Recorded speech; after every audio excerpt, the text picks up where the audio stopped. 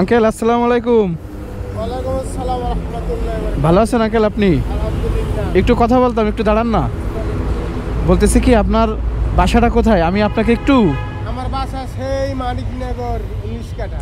না, আপনাকে দেখে মনে হচ্ছে বয়স্ক মানুষ এবং অসুস্থ মনে হচ্ছে। তো আমি চাচ্ছি কি যে আজকের দিনে একটা ভালো কাজ করব, যেটা সকাল থেকে নিয়েছিল। তো আপনাকে দেখে মনে হলো যে আপনাকে আমি যদি একটু আপনার বাসায় পৌঁছায় দিতে পারতাম ভালো হতো। তো আমি কি আপনাকে একটু বাসায় আগায় দিতে পারবো? আমার বাইকে উঠবেন?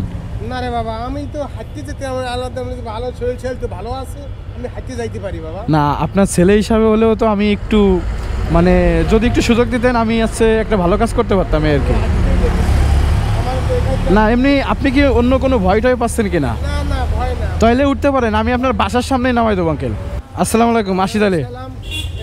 এইভাবে মানুষের একটু পাশে দাঁড়াইলে অনেক। আমি বুড়া মানুষ, আমার নিয়ে আসছেন, আমি উঠতে চাইছিলাম না, তাও কষ্ট করে আপনি নিয়ে আসছেন, আমি উঠলাম। কিন্তু ধন্যবাদ সেজন্য আপনাকে। এরকম আশা করি এরকম মানুষের পাশে দাঁড়াবেন। ইনশাল্লাহ ইনশাল্লাহ।